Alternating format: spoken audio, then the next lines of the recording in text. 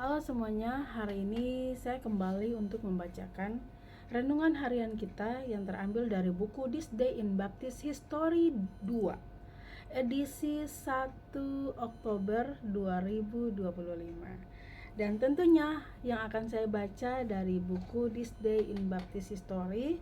Dan hari ini judul besar yaitu terlibatlah dalam kemenangan jiwa dan yang lebih utama dapatkan gereja yang alkitabiah.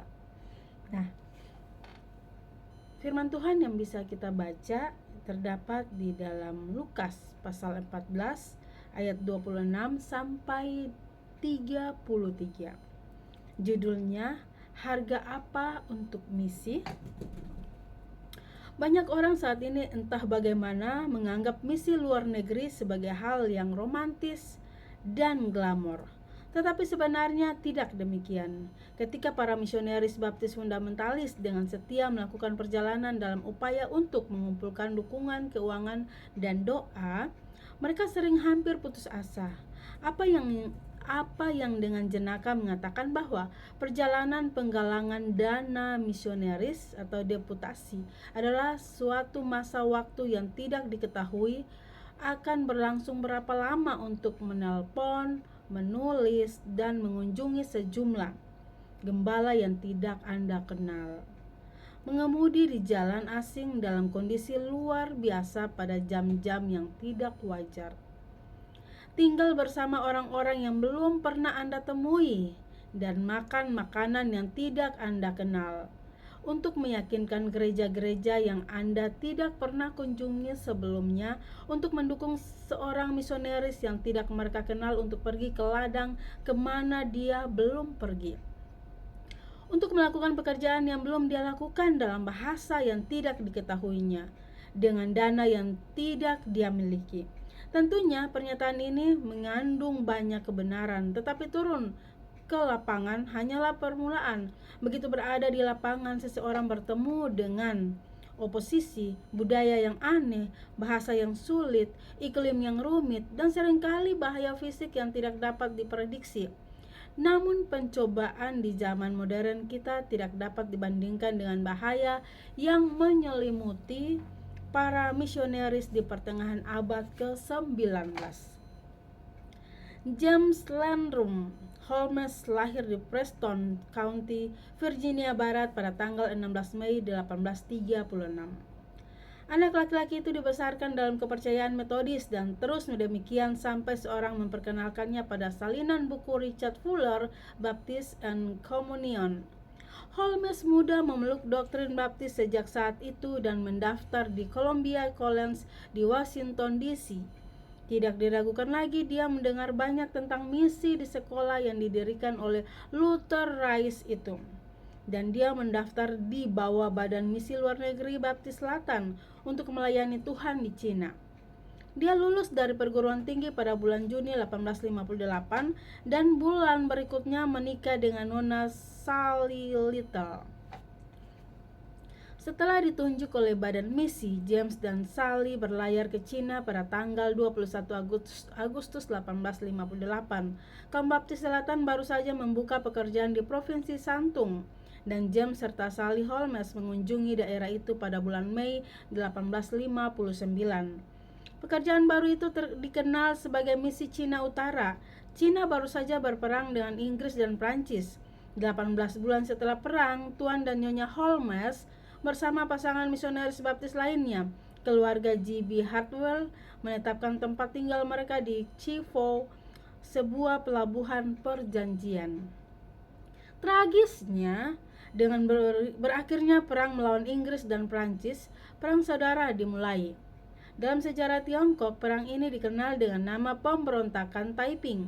Itu adalah pemberontakan populer melawan pemerintah kekaisaran dinasti Manchu yang berkuasa dan mempengaruhi sebagian besar negara. Pemberontakan berlangsung kira-kira dari tahun 1848 hingga 1865 dan dipimpin oleh kepala sekolah Kanton Hung Siu Chuan. Kelompok-kelompok pemberontak dan gerombolan bandit mengambil keuntungan dari masa sulit itu dan melakukan banyak pembunuhan yang semena-mena bersamaan dengan banyak penjarahan.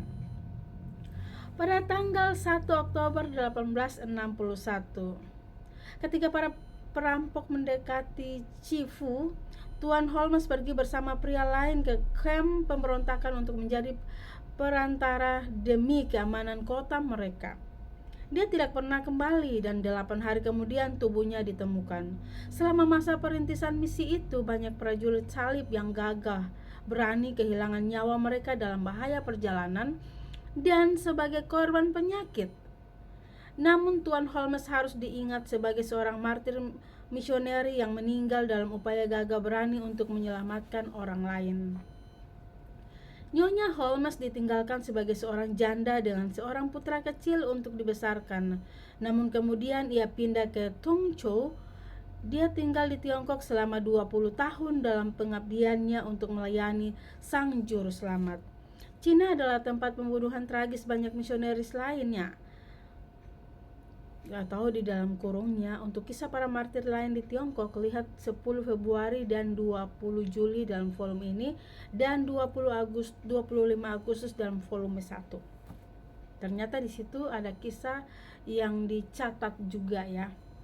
Sulit untuk mempertimbangkan membiarkan anak-anak kita menjadi misionaris, tetapi kehendak Allah dalam hidup atau mati adalah yang paling penting. Dr. W. Leon Tanker, gembala baptis fundamentalis tua yang hebat itu, menceritakan kisah menakjubkan berikut ini. Dr. Percival, seorang ahli bedah yang sibuk, adalah seorang beriman dan anggota gereja yang digembalakan oleh Dr. Tanker. Dia memiliki seorang putri, Kitty, yang sangat ia cintai. Suatu hari, Kitty memberitahukan ayahnya bahwa dia akan pergi sebagai misionaris ke Cina. Dia berkata, "Kitty, aku melarangmu pergi dari pandanganku." Jadi Kitty melepaskan rencana untuk menjadi misionaris dan menikah. Dia memiliki 2 anak yang tersayang. Dr. Tanker tinggal bersebelahan dengan keluarga Percival. Dan suatu hari Dr. Percival memberitahu gembalanya bahwa dia akan menyerahkan lisensi dokter bedanya karena kondisi matanya. Kemudian Dr. Percival harus menjalani operasi pada matanya. Dan ketika perbannya dilepas, dokternya berkata, "Dalam waktu 2 minggu kamu akan buta total." Dr. Percival memanggil putrinya dan kedua cucunya di hadapan gembalanya, dan dia dengan hati-hati merabah wajah mereka dan sepertinya mendapatkan gambaran mental tentang mereka di ujung jarinya. Tentunya itu adalah hari yang menyedihkan bagi semua orang di lingkungan itu. Beberapa bulan kemudian, Dr. Tanker menemani Dr. Percival makan siang. Saat mereka berjalan pulang, sang gembala dapat melihat bahwa dokter itu ingin mengatakan sesuatu. Dia mendesak Dr. Percival untuk membuka hatinya, dan dokter buta itu berkata, "Pak Gembala, menurut Anda apakah Tuhan membalas dendam?" Abdi Allah menjawab bahwa dia tidak percaya demikian. Kemudian dokter itu berkata, "Pak Gembala, saya memberitahukan Kitty bahwa dia tidak akan pernah bisa pergi dari pandangan saya. Tetapi Tuhan telah mengambilnya dari pandangan saya. Kemanapun Anda pergi, mohonlah kepada para orang tua untuk tidak menghalangi ketika Tuhan memanggil anak-anak mereka ke dalam pelayanan." Kok sedih ya? Pelayanan misi tidak pernah mudah, tetapi hidup, bahkan yang terbaik sekalipun, adalah singkat. Marilah kita bertekad untuk melakukan kehendak Allah di sini dan sekarang, agar sepanjang kekekalan kita dapat bersukacita bahwa kita telah memenuhi kehendaknya dan dapat menikmati upah kekal selamanya. Kok hari ini kisahnya sedih ya? Seorang ayah yang melarang anaknya untuk jangan pergi pelayanan karena dia pengen melihat jangan jauh dari pandangannya. Dan satu saat Tuhan mengizinkan dia untuk tidak bisa melihat. Dari situ seorang anak ini sudah bisa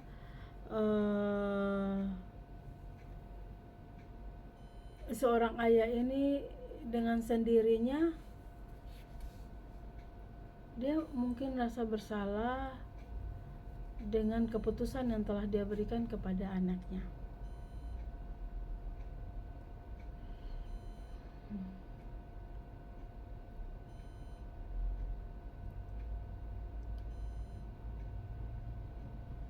Terkadang kalau berbicara mengenai penginjilan, mengenai misioneri, saya dari kecil sudah punya cita-cita ingin menjadi misioneri. Kenapa? Mungkin kalau anak-anak lain punya keinginan mungkin berbeda dengan saya. Kalau saya dari dulu, dari kecil sudah, entah waktu itu mungkin belum mengenal kebenaran, tapi sudah punya cita-cita, punya keinginan itu pengen banget jadi misioneri. Walaupun sampai sekarang masih di sini-sini saja.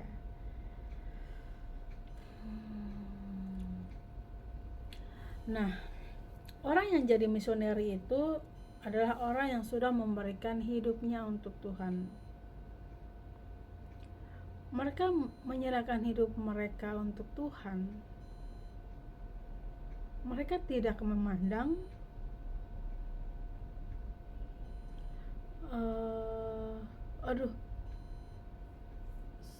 sampai pergi ke satu tempat, ke tempat yang tentu tempat itu adalah tempat yang asing buat kita. Segala sesuatu baru. Kita mau makan mungkin kita hanya sendiri makan, mungkin kita belum kenal dengan orang-orang, segala sesuatu kita sendiri, kita asing di daerah yang dimana kita sendiri memilih untuk pergi memberitakan Injil. Tapi dengan kita menerima tantangan itu adalah satu sukacita besar.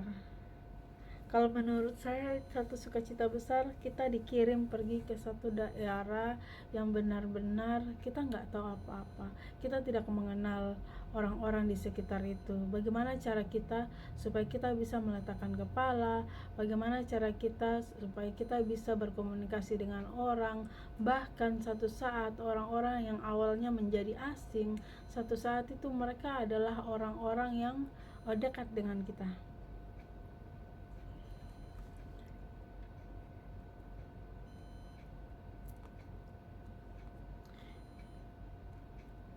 Kadang kalau berbicara mengenai misioneri itu terlalu sedih. Tapi di sini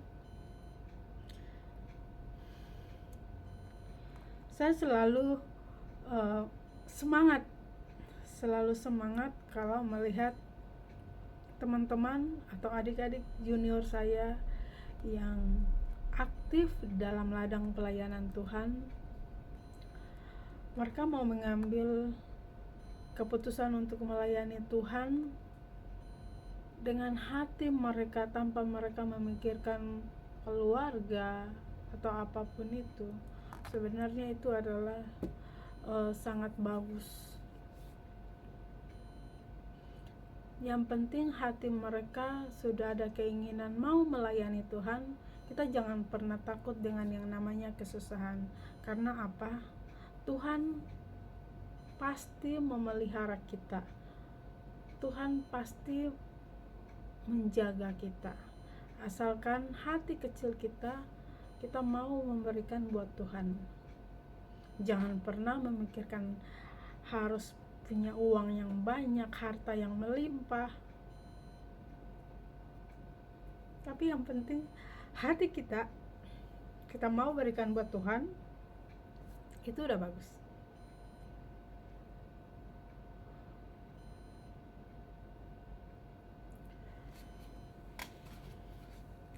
Jadi di sini banyak hal ya. Mungkin saya sambil baca tadi itu saya sendiri tersentuh dengan firman Tuhan yang sudah saya baca. Ini saya baru pertama kali baca ya, makanya di saat baca aduh sangat tersentuh sekali kisah hari ini.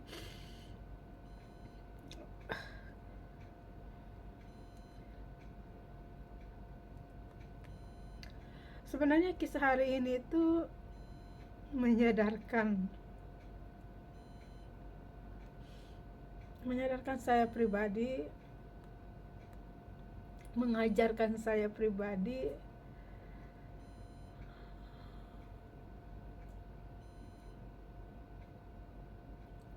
ternyata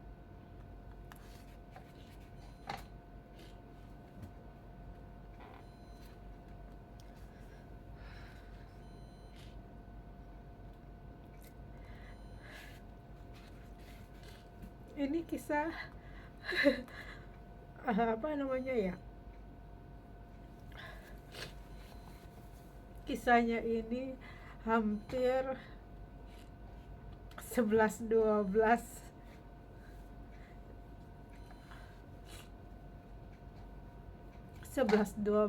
dengan kisah saya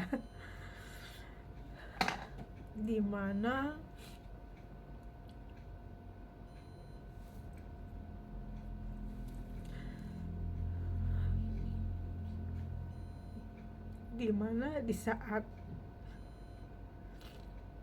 di saat kita mengambil keputusan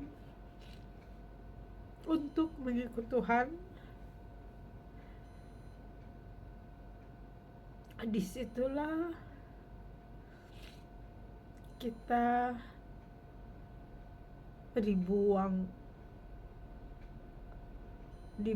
oleh keluarga.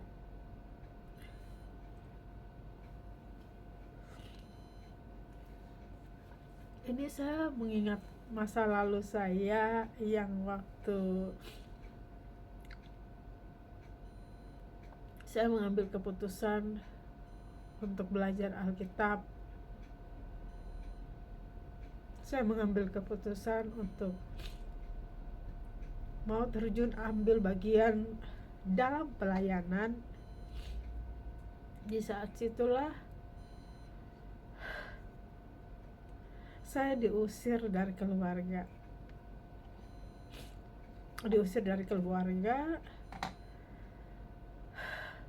dan saya menerima ya diusir dari keluarga besar saya. Entah itu mereka hanya main-main atau tidak, tapi di saat saya mengambil keputusan untuk mengikut Tuhan, ya di situ saya diusir. Mungkin mereka berpikir ajaran yang saya ambil adalah ajaran sesat, tapi di satu sisi saya juga tidak menyalahkan mereka. Cuman awal-awal rasa kecewa sih ada, kecewa sama keluarga sih ada.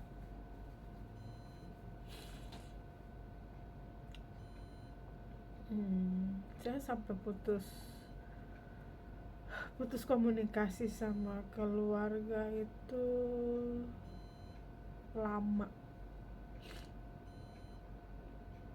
Tapi saya tetap mendoakan mereka. Mungkin dengan adanya kejadian seperti ini, disitulah saya dikuatkan, dan saya selalu mengingat ayat Alkitab, jikalau kita dijauhkan orang tua atau siapapun jauh dari kita, tapi Tuhan tetap menyambut. Ayat-ayat itulah yang selalu Terkadang ayat-ayat Alkitab itu sangat menguatkan, tapi ini menjadi pelajaran buat saya. Walaupun mereka melakukan hal itu sama saya, tapi saya selalu mengucap syukur, saya selalu mendoakan mereka yang terbaik, dan berharap suatu saat mereka juga bisa sama seperti saya.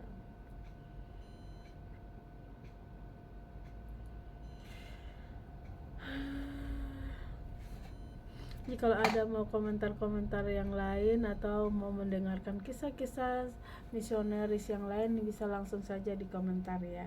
Bye bye.